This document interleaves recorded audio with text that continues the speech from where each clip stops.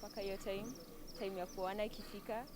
Yeah, and they should go through the right procedures. Maybe waongee na wazazi wajue unakanga na huyu mtu. Like that.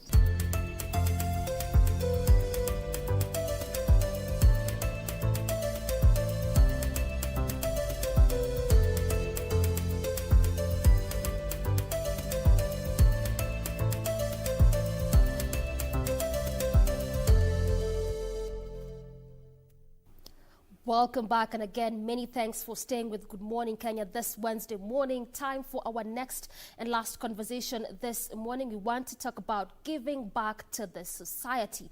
Joining me on set is Stephanie Wanjiru, who is the National Director of CTB Organization. Stephanie, good morning. Good morning. How are you doing this morning? I'm so excited. I'm full of joy. Full of joy. What gives you joy? Because this is a platform already being of inspiration to lives already. That's what gives me joy. So this is why you're so bright, so calm, cool, composed, excited. Yeah, actually I'm burning inside already. All right, talk to us about CTB. Before we get to the whole aspect of giving back and trying to understand what made you want to do this as a person, especially as a young person. CTB, even the initials, what does it mean? What happens there? What do you guys do there in that organization? Okay, first of all, thank you for the opportunity. Okay, to my viewers, my name is Stephanie. Okay, CTB simply means crushing the barriers. So CTB is an organization, let me say it's globally. Before I talk more of that, maybe it's global. Yeah, it's globally. Before I talk of that, maybe I can talk of how I did get myself involved in CTB. Yeah, tell us. So I'm a volleyballer by profession. So there's this person who used to follow me on my FB page, on my WhatsApp page. So each time I'll post, I'll say like, I want to live playing, to be of inspiration to people's lives. Despite the fact you have, for instance, despite the fact that you have a challenge, or rather you don't have anyone to nurture you, I'm there to be of inspiration to someone's life. So someone used to follow on my page, and I usually say, okay, it has always been my role that I always want to spend my life mending broken people. Wow. I want to spend my life removing pains. I want to spend my life being the cry of the nations. When I did tell Mom that, Mom, there's this call I have in my life, it's burning in me. So Mom used to tell me like, Steph, will you manage to do this such that we are coming from a humble background? Yeah. So what I told my mom is, it doesn't matter where I've come from. What matters is what I feel inside, because there's one thing that is usually said, when you have a desire to do something, or rather if you have a calling to do, people will always be compelled to support you no matter what. Wow. And so CTB is all about mending lives and all about being inspiration. Exactly. Inspirational, especially, is it to young people or just, everyone? Okay, let me say How this is your audience cut across? Okay, my audience, we focus more on the youths. So again, the young people. On the young people, Okay. But recently I've noticed also the more than 40 guys, they want also to join me. They want to be part of These me. are older people? Exactly. All right. So that means they also want inspiration. exactly. Someone will come and approach me. By that, Steph, I'm inspired by what to do, but I don't know where to start. Can you please guide me on how to start? So I'm like, yeah, despite the fact we are youths, the age difference might be huge. Yeah, it may be huge, but as long as you have a heart of service, you're free to join me. Heart of service, free to join you. Now, let's talk a bit about how you juggle the two, because you are, young, a student, still a national director, because giving back is not an easy task. Sometimes you go to different places, even different counties, different areas. So how do you juggle the two? Being a student, still giving back, in as much as your school are closed as of now, but how do you juggle the two? Okay, good question. Okay, how I juggle it, first of all, when it comes to my studies, especially now being in campus, I think there's a way first you have to do is time management. There's a way you can set a time, this is a time for studies, and this is a time for now reaching out. But let me say, when it comes to me, despite the fact, okay, I'm doing law. Yes, wow. So that means a lot of reading also. Exactly.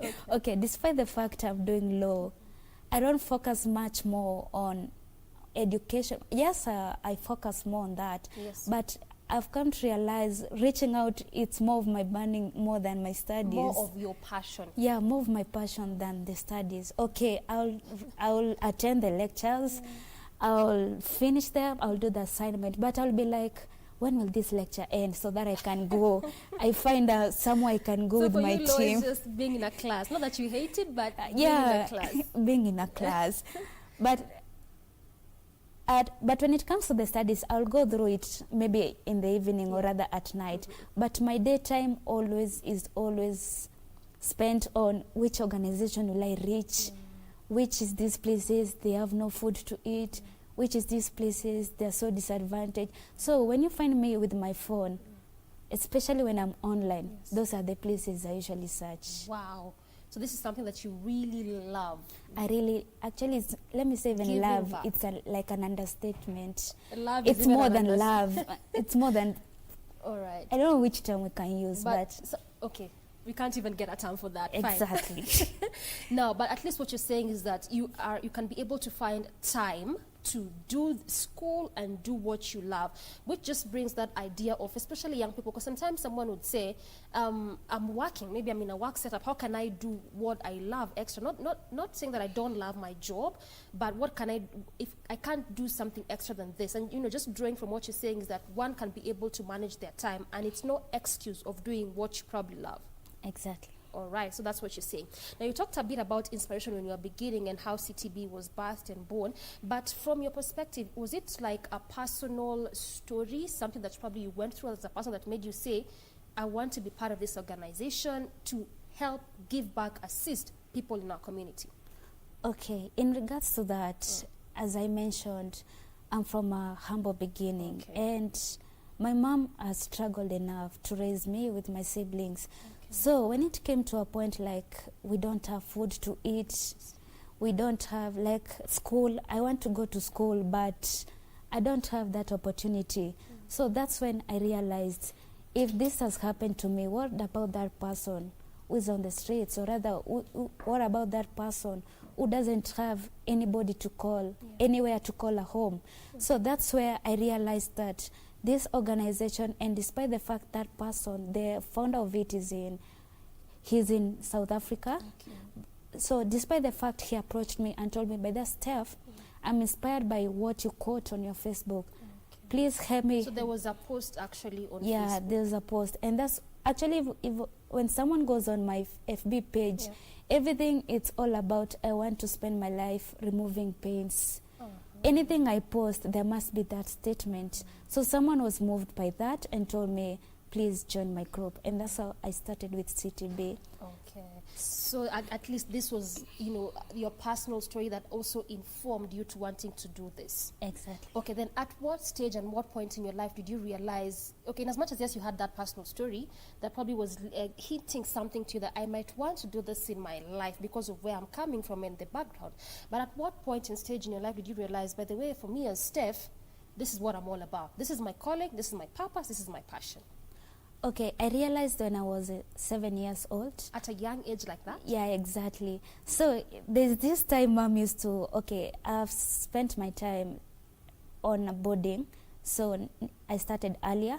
So I came to realize that when I'm boat shopping, I'm giving out. And here you are from a humble background. Yeah, despite the fact I'll be bought let me use for instance pads. Yeah. Despite the fact I'll be bought 3 pads, I'll find myself giving 1, or rather 2. I remain with 1. Sometimes mom has really struggled. Yet mom. So mom will be like, "Hey Steph, why are you giving out? Don't you mind of yourself?" So I'll be like, "Mom, sometime later on you'll come to realize this is the calling of my life." But when it came to that point, even in schools, there are always different categories. Yes. So it came to a point also, let me say also my genius, it helped me a lot because people contributed to my studies. And when I was contributed, I'll say, despite the fact they will, let me say, spend or rather spare some money to give to me for shopping, I'll use quarter of my money on myself. The rest you're giving. The others I'll just it's better I go buy food than I take, or I'll initiate with the principal.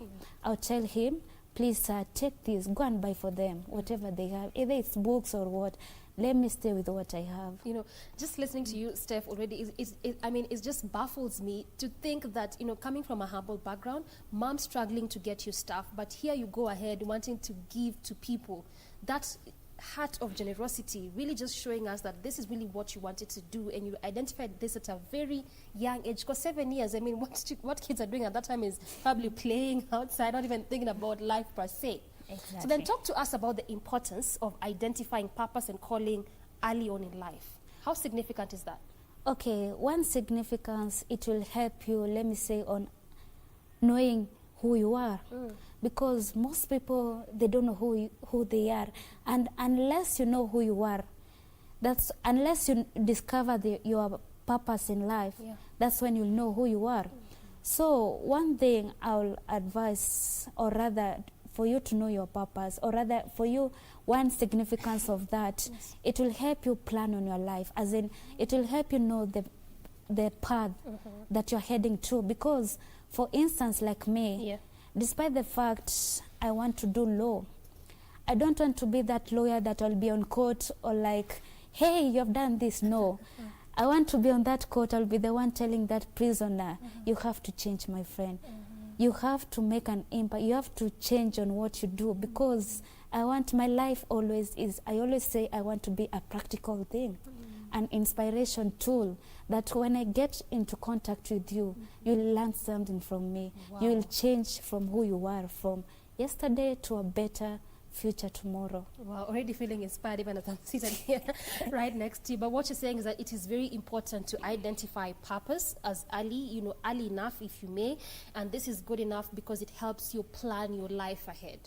Yeah, also let me add on that. Okay. When you know the significance of your purpose in life, despite the fact of which I'll talk about, I've received so much critics. So when you discover your purpose in life, no matter what you hear, no matter what the worldly negative voices they talk, you're determined to your path. You're determined to your calling. So you'll be having this passion, I must do it. No matter what, no matter where I was, no matter what I'll face, it's a must do, because that's my calling in life. Yeah. Now you've said that you've also received a lot of critics, which is again, it just plays out for everyone. Especially if you're trying to do something that you love. Sometimes people tell you, no, you can't. No one in our family has done this. What makes you so exceptional and special about this? So for you, how do you deal with critics? Okay, let me relate with, let me say for instance, last Saturday I had a project. Okay. I was in Global Hope Rescue. I don't know if you've heard of it. It's a street foundation based place.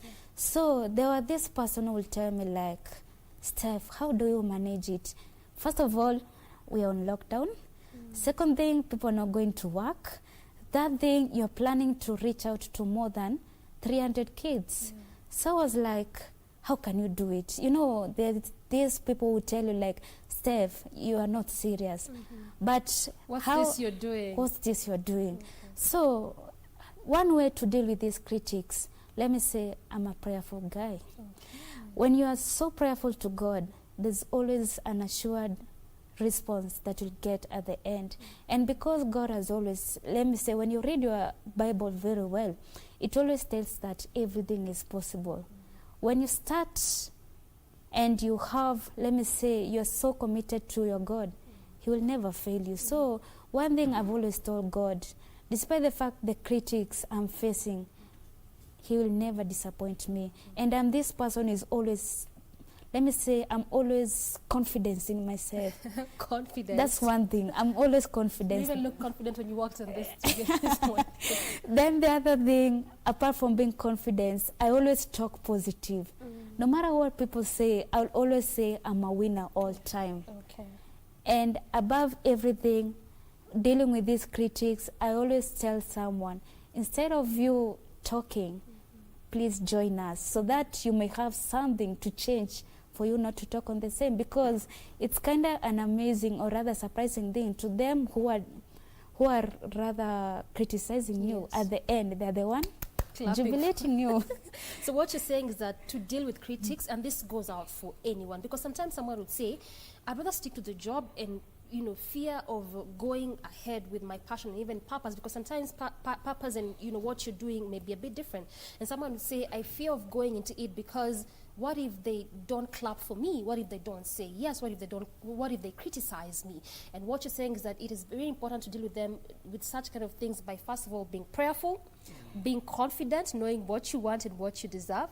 That's what you're saying? Yes. Okay, good enough. Now let's talk about the things that one can be able to, to see in them that can be able to make them identify. This is why I was born. This is what I'm built for. When you're talking to someone, especially for the young people that you even deal with, what can someone look out for them to identify purpose, calling, and what it is they were born to do? Okay, the first thing you'll have to look at your interests. What are you interested in? Is this the things that someone loves to do? Yeah, in loves. Someone maybe may not be interested in this, but maybe you find yourself, maybe you're singing all alone. Yeah. You find yourself, you're drawing. So first of all, when you discover what you love, that's the way first to go. Then the other thing for you to get to know what, or rather for you to be directed there, the second thing you'll focus on, what does your heart tell you? Because if you listen to your inner man, I believe everyone has an inner man who will always tell you, by the stuff you can do this, by the stuff you're destined to this, as in listening to yourself, not listening to people's voices, but listening to what your inner man says. Then the other thing, I've always, to get on that point, when you pray enough, there's this Holy Spirit. Let me Get spiritual a bit. Yeah. Okay, when you pray, there's this, the Holy Spirit will always give you directions, such that even when you are almost getting lost, you're always directed to what you want to do in life. So focus on your inner man, focus on what your mind. There's something called the power of the mind. Your creative power is your imaginative ability. So what you create with your mind, that's where your direction will go with your life. Wow. That looks so powerful. Your creative ability is what? Yeah, it's your imaginative is power. Your imaginative power. And also just what you're saying is that someone can still be able to be in school. If it's a job, they can still be able to be there, but still be able to do their purpose. Exactly. It does not negate that just because you're in this space in life, you can't do what you're called for. Exactly. All right. Again, just a reminder of viewers, I'm speaking to Stephanie Wanjiru, the National Director, CTB organization. She's talking to us about giving back to the society, what exactly necessitated her to want to do this, and some of the areas that at least she has tackled in terms of giving back to the society. Now, coming back to you, Steph, part of what CTB does is putting fingerprints on people's lives. I want us to talk a bit about that. First of all, make us understand, when you say putting fingerprints on people's lives, what exactly does it mean and how do you go about it? Okay, what exactly I mean is, for instance, let me say, let's use my country, which I am, Kenya. Yes.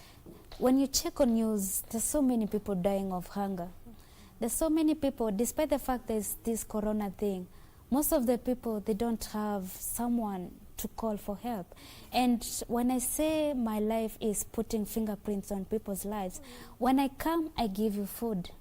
I've already got into contact with you. I've already given what I have, what I've raised with my team. So putting fingerprints on you, it simply means like I've come to dispense my blessings to you. Or rather, I have come to share my joy with you. Or rather, I have come to be your hope when there seems to be no hope. I have come to be your cry when there seems to be no help. So when I put my fingerprints on your life, you'll remember that one day Steph helped me a lot. And that someone who I helped, maybe one day he will be the one who will help me. You might never know. Because I came, I helped. Because there's a saying that says, do good. Yeah, you might never know. You might never know. So that's one way I usually put fingerprints on people's lives. And how I go about it, for example, that is now when I have a project. So the first thing is I'll first think about it. Then I write it on paper. before first I announce to the people, I first plan it first on myself, with me and my mind and my paper and my God involved. Prayer again. Exactly. All right. So after that, I'll tell someone, create for me a poster. Okay, for instance, before I continue, when I create a project, that time, it doesn't mean that I have money at the moment. No, I don't have. When I check on because my again, mom's... that is one aspect that makes people not to do stuff. Exactly. I don't have money. How do I go about it? Okay, then when I check on mom, herself too, she doesn't have. She only has the one that she can feed us with. So me, I'm not moved whether there's money or not. So I'll tell someone, create for me a poster. Then after a poster, now that's where I'll start. First of all, how I get my donations first, I usually, you see, like the way you can sit down with your phone, you are searching on business or that. So me, I'll sit with my phone, I search on donations or other organizations that give donations. You might find myself, I'll find this Ms. Miller's organization. I don't know, I've never approached them, but it will be me with my phone. So I send them to email, I have this and this, it will be on this date, kindly support us. I'll send as many emails as possible. And you don't give up on doing that? I don't give up. Like, let me use this project that I had, because now this is the one I've done, this one. Like, for instance, this for the global, which I had. You know, you as being the national director, all people are looking at you. So I had to sit my phone. I sent almost 100 emails in a day. Wow. Despite the fact they won't be replied, I still won't give up. You keep doing it. I keep doing it. Then I reach out to supermarkets. I reach out to banks. Anything that will come in my mind, I send to emails. When I see they don't reply, now the next step I'll do is now going physically. Let me start, for instance, with Kasmat supermarket. Kasmat, it's in Githurai. So that day, I told my mom, like, Mom, I'm going somewhere. So Mom was like, where are you going? So because I moved from the house from 5 p.m. So I don't know, let me say, for instance, this faith in me is so strong. So basically, at least you just go approaching, whatever comes to mind, you approach. You're not fearful. I'm not fearful. And that is what also brings that aspect that you mentioned earlier of confidence. Just be confident in what you're trying to do. Exactly. If it comes through, good enough. If it doesn't, at least you tried. Yeah, okay. About that, let me finish on this. I went, I approached the manager, as in I approached first the customer care. I told them, excuse me, ma, sir, we have this project. So she was like, you have told us late, we can't help you. And that time it was almost 14 days to the project. I didn't give up. I told the customer care, I want to see the manager. So she was like, did I tell you that you can't see the manager, you have told us late? So for instance, when I was almost leaving, the manager came. So he was like, what are you doing? What are you guys fighting or something? I was like, no, sir, I wanted to meet you. So when I introduced to the manager was like, wow, sure, why can't we not help you? In fact, the other strategy that you should do, you should come to the supermarket every evening. Come, you see the way customers usually live. Come introduce to them, you have these donations. And I'm telling you this through this strategy, me using the emails, approaching different organizations. That's how we got our support from, and that's how I got money. Apart from my friends, you know, of course I have some friends who, they'll be like, let me watch, I see what Steph will do. Of course, everyone has those people who must see. So despite the fact some of my friends supported me, most of my support, I got it from organizations. And people that you're not even aware of. Me with my phone, reaching out to emails after emails. So that again brings that aspect of always use what you have. Always use what you have. Okay. Now I want us to move to another aspect, and this is in regards to the kind of projects that you people that you do at the organization, and also in terms of how you go about giving back to the society. And this now comes to the aspect of high schools, because this is again what you also do in terms of mentoring people in schools. So I want you to help us understand: is it really high schools or primary or both? Okay, let me say it's both. It's both high school and primary? High school and primary. Before I talk on that, there's this initiative I'm also coming up with. It's called... Really coming up with so many projects. Okay, it's called Cloud Note. Okay. And let me give a brief view of what Cloud Note is. Cloud Note, this is an educational system that comprises, let me say it's a software that comprises of so many bits inside. Like for instance, you see the way students or parents, they don't really communicate with their students because of their task, or rather on their work they're doing. Yeah. So when it comes to this software, there's a point whereby the student must always be presenting the homework via that system, whereby if the parent wants to know how the student is going on, he doesn't have to call the teacher to know how he or she is faring on. He will just click on the name of the student, the assignment he or she has been given, the topics he has covered. So this system, for instance, because I know I serve a God who lives, I want to introduce it here in Kenya, and I'm so sure I'm going to impact so many schools. So that's an initiative that you're still working on. I'm still working on, and if I have also to reach to the president, I will do so. You will. I will. Okay, now let's talk about, that which you do in schools in terms of mentorship, and at least you've told us it's both high school and primary, where you go at least doing that, giving back, but it's in terms of mentorship. So let's stick a bit with the high school, probably for the schools that you've gone to whether talk to them, because talking and mentorship is part of giving back. Exactly. What are some of the problems that you've identified that most high schoolers face? Okay, most of the challenges, of which I was also a high schooler, most of the challenges I've encountered when it comes to students, first of all, they don't believe in who they are. They don't believe in themselves? Exactly. Okay. When you tell them that you can make it, he himself is looking at the grades, but it doesn't look beyond. It's always said, don't focus on having, focus on being. With who you are, that's who you will. Because most of the students have come to realize, most of them, they focus on, for instance, they focus on their background. They have set their background to be their distraction for their studies. They focus on, because I'm from this, why should I study?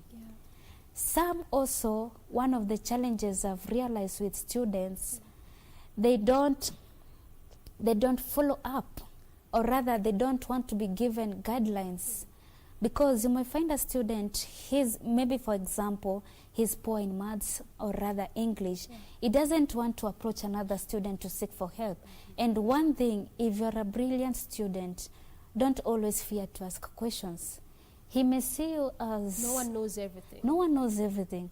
He may see you as you are asking a useless question, but one thing I'm always certain, at the end you'll get an answer. And that answer, that's what will solve what difficulty you had in that particular session. And the last thing I can say when it comes to students, they fear their teachers. Because the teacher comes in, he's scary, he has a scary, let me see, he has a scary face.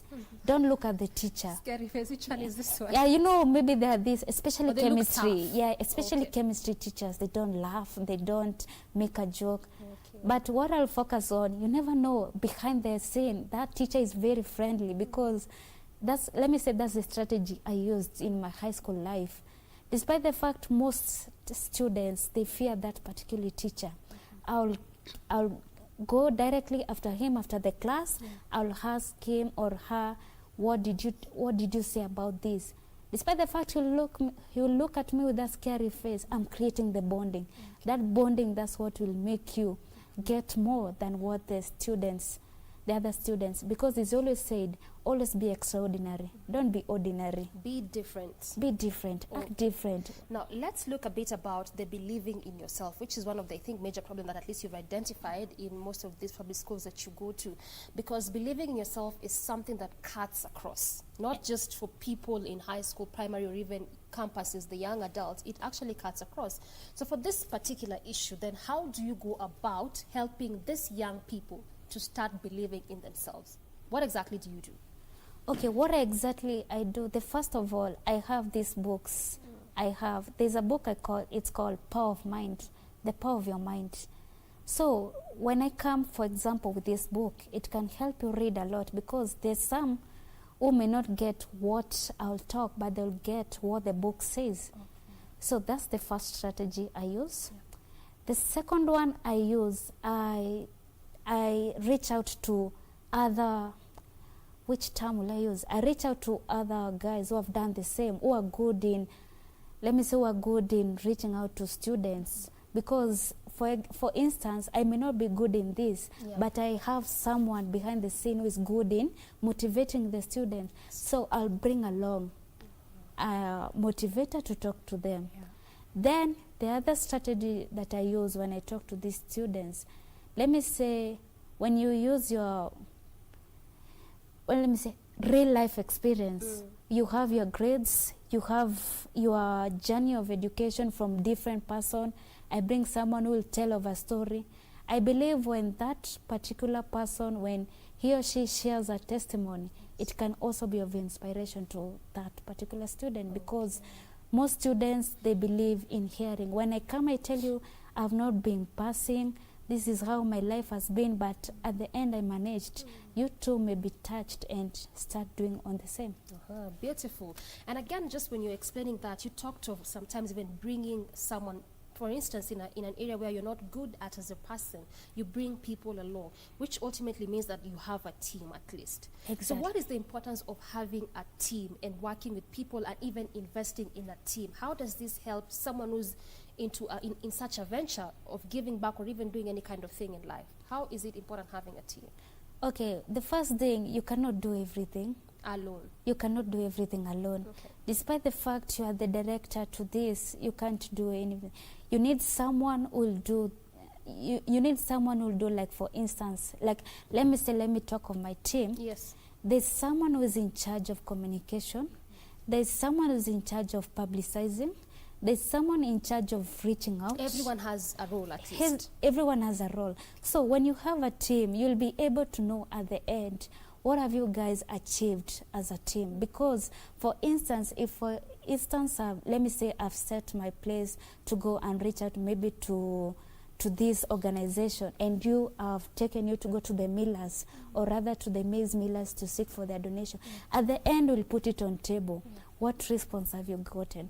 Then the other thing, when you have a team, that's when you realize the potentials in you, because this team, when you have this team, they'll come and tell you, by the staff, we have seen this. By the staff, we have seen this. Through that team, you'll be able also to expand on your territories, because when I send someone, let me say, for instance, to a place, he, for instance, will get connections. And through that connection, that's where maybe even you can get other donation from that. Probably you couldn't have done. Yeah, like, for instance, let me say, like, for this project, there's someone I sent, go to the maize millers, tell them that you have this project. So through that, we found someone who donated us variety of fruits, and that's where we started from. Because through a team, let me say, when you have a team, you'll be able to run things swiftly. Despite the fact it will be hard, through this team, that's where you guys gain to accomplish your projects in a smooth way, and as a team, you'll be able to know what you as a team have accomplished. Because, like, for instance, me alone, as a person, I can't do alone. Okay, so what you're saying is that it is good and really beneficial to have, not just have a team, but invest in them. But a beneficial team, not a team that it's there to fail. I usually tell my team, don't be a participator. As in, I usually tell them, don't be a silent follower, be a participator. Do something. Don't just be in the group, you're not talking anything. And one thing I've always influenced my team, I'm not involving you in my team. I'm not after you having so much money, because so many people believe that for you to be in a team, you must have this amount of money. No. Me, I usually tell my team, as long as you have this heart of service towards the society, that's what will keep us bonding and moving. Because with us being joined together, that's what we as a team will accomplish much. Fair enough. Now let's talk about another aspect that you do in terms of giving back to the society, and this is in regards to the street families. Quite a number of them, or even the street kids, especially here in Nairobi City, almost if you go to any street, at least you won't miss one or two. So how do you go about choosing, we will go to this street, this one probably won't go to this other one, and this other one. How do you go about choosing the kind of streets you will go to probably give them food or talk to them? How do you go about it? Okay, how I go about it first, maybe it can be through a friend. Okay, maybe a friend can come and approach me. But that Steph, there's this street foundation. They have gone so much, and I've been seeing them. They're trying to raise a living, because this organization, despite the fact they have the children themselves, but they're still struggling, or rather, they're still in a hard session to get the food. So a friend will come and approach me, but Steph, why can't we approach this? So when I come to research of how this place is, I go there physically. I get to know how these children are, how they are going on, how they are faring on.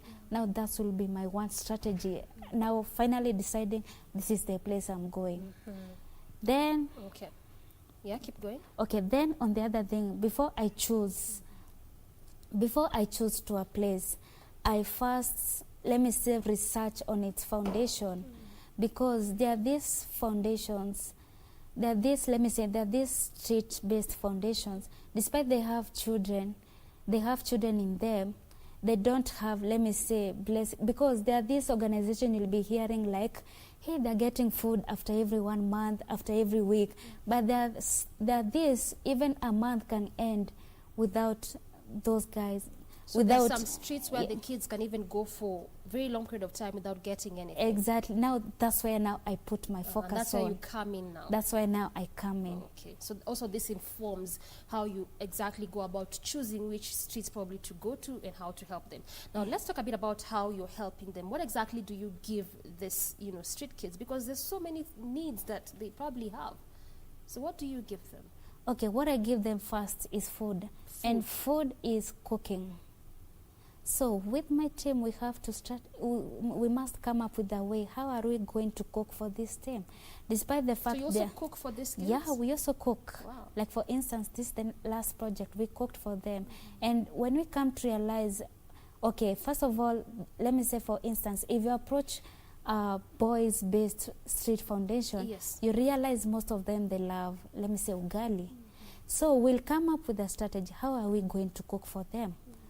Because giving them money won't solve anything. They'll go and buy drugs. They'll go and find themselves in some risky behaviors. So me and my team, we come to find a way on how we are going to, be of benefit to them. We take to them food.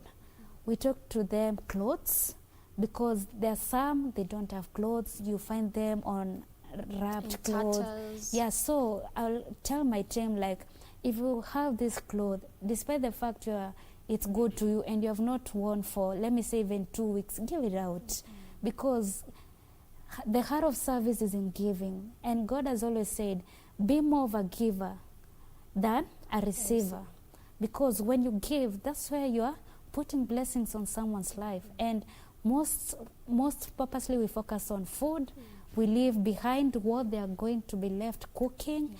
And we leave behind, some money, maybe that can help to buy other necessities that they will use. Okay. Now, Steph, I want to briefly pick your mind on the aspect of probably what do you think the government can do? Because you're doing this at least as probably private organizations. You are really going out there trying to help this kind of kids, because again, this is also part of what you're doing in terms of giving back. But very, very briefly, do you think the government can be able to step in and also see and get a way to help this kind of kids, because there are quite many. And at times there's this question of crime rate. Some would say that especially in the early morning hours or even evening rush hours, they'd go about stealing from people, whether you're walking or even in your car. So do you feel governments can step in? And if you feel so, in what way do you think they can be able to do this?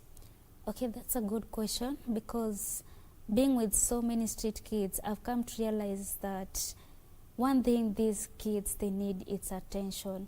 And if the government can come up with ways, or rather, despite the fact they have so many to handle with, they just create aside some funds to reach out to these street kids.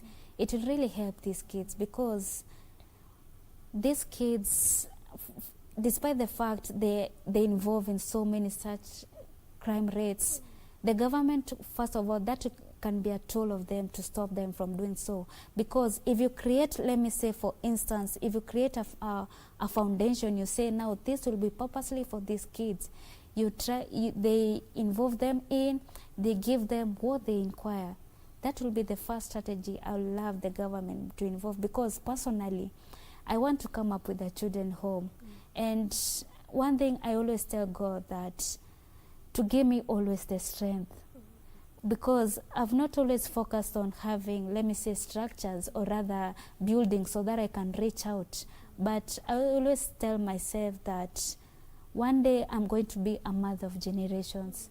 I'll have so many will call me mom, because that love is what they need.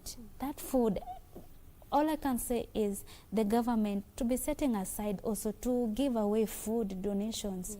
Because that can help, not only food, because I've realized, like recently, the government are giving sanitizers, masks, but yes, it's good, but what about food? Because if you check, maybe for instance in Turkana, like the story that it was, someone cooking stones so that the children can, at least the children can have some peace that their mother is cooking something. I'll just tell the government to focus more on food. Focus more on food. On food. Okay. Now, due to the interest of time, Steph, and because you also mentioned that your dream is also to start a children's home, and I well understand that there's also a project that you're doing in several children's homes. Tell us a bit about that project. Okay, the project, for this coming September, God willing, I want to host, or rather I want to involve all the children's home in Nairobi specifically. All of them? Because I know I work, first of all, big. it starts with your mind. Okay. If you dream small, everything you'll get small. Dream big. Let your visions be bigger than your dreams. Okay. So this coming September, I want to host games. So these games, they will involve all the children's home. There will be games? Yeah, there will be games. I'm planning to put volleyball, football. So that is the project? That's the project I'm involving. And this project will be for one purpose. Those youths to discover their talents, because most of them, if you have realized, there are so many, let me say, these street kids, when they're just given a platform, you realize like they have this talent, but they don't have anyone to nurture their talent. So when I involve these sports, we do the competitions. Through that, when I come to find the winners, being a sporting person, because I also dream of becoming the world's best libero volleyball player in the world. That's my dream. And having connections, I'll make sure that I involve this child into a team. They may not have anyone to give them what they want to do, but I always tell myself, when I come in, I'll be the billboard of blessings to anyone that comes into contact. Wow. Because so many youths, they just need that person who will be like, let me show you what I can do so that you can tell me next. So through these games that I want to host this coming September, and one thing I've always told myself, when I say something, it must be done. It must be accomplished. That's a must. When you think something, when you say something, it must be done. So the whole idea is just to discover talents in the lives of these children. And I involve them in other teams. I involve them with the coaches. I'll tell them, like, coach, there's this person. And because through these games, I'll also invite over coaches. I'll invite whosoever God will bring me for, because people will always be compelled to help you in whatever you do. As long as it's giving back to the society, you'll always have a favor on the upper hand. So when I involve these coaches, of which I'm so sure, for a team to be big, like let me say KCB, or rather for it to be big, it started from someone being picked from somewhere. Okay. So that's where So I'll for start. something to be big, it has to start small. It starts to start Okay, and I think small. that's a better place to finish this conversation. For you to see something the way it is, it has ultimately begun from a small space. Exactly. All right, thank you so much, Steph. So again, that has been Stephanie Wanjiru, National Director, CTB organization, talking to us about giving back to the society and some of the projects that she is involved in, and also those that she is planning to get involved in terms of just giving back to the society, and also what one can be able to do to identify passion, purpose, and what it is that they are built for. And that is how we wrap it up this Wednesday morning. Many thanks for making time from me and on behalf of the entire team that made this show a success this morning. We say thank you so much for watching. Till tomorrow, be good to one another, stay safe. My name is Dorina Range. Good morning.